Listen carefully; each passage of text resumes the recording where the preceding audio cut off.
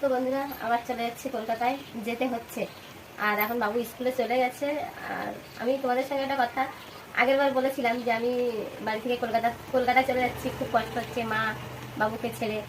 তো একজন কমেন্ট করেছিল যে বাড়ি ছেড়ে চলে যাচ্ছ বাচ্চাকে রেখে, উর্দুকারি বাচ্চাকে রেখে, তাও আর একটা হাসি কেন মুখে।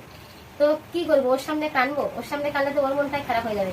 আর ওকে ভালো রাখতে গেলে আমার অবশ্যই কাজ করতে হবে না। মানে ওর বাবা কাজ করে, ওর রান্না বান্না খাওয়া দাওয়া দেখাশোনার দায়িত্ব তো আমার আমার তো একটা কর্তব্য আছে। আর মা চাই যে মার ছেলেটা ভালো থাকুক, আর আমি চাই আমার ছেলেটা ভালো থাকুক। ওই জন্য আমার ছেলেটা মার কাছে, মার ছেলে আমার কাছে।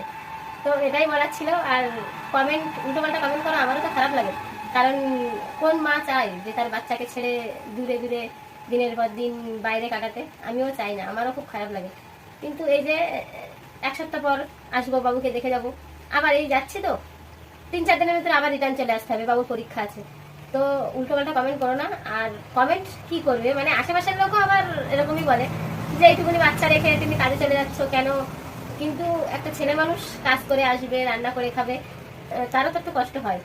সে শুধু পুরুষ হয়ে জন্ম নিয়েছে বলে তার কোনো মানে সব দায়িত্ব তার, এটা কিন্তু আমার মন বলে এটা ঠিক না। যে সে একটা ছেলে বলে তার দায়িত্ব কাজ বাজ করবে, বাড়ি এসে রান্না করে খাবে। এটাই বলার ছিল। ওই জন্য আমি এখন যাচ্ছি। তো দেখা হচ্ছে, চলো যাই, ঘুরে আসি, ব্যাগ ট্যাগ নিয়ে যাই। আর এখন যাচ্ছি চলে। তো আর কিছু বলার নেই, আর উল্টো পাল্টা কমেন্ট তো করো না, এটাই বলার ছিল। আর এখন বাইরে বর্ষা হচ্ছে, আমি বেরোবো, সেই টাইমেই বর্ষা পড়ে গেছে। তো চলো।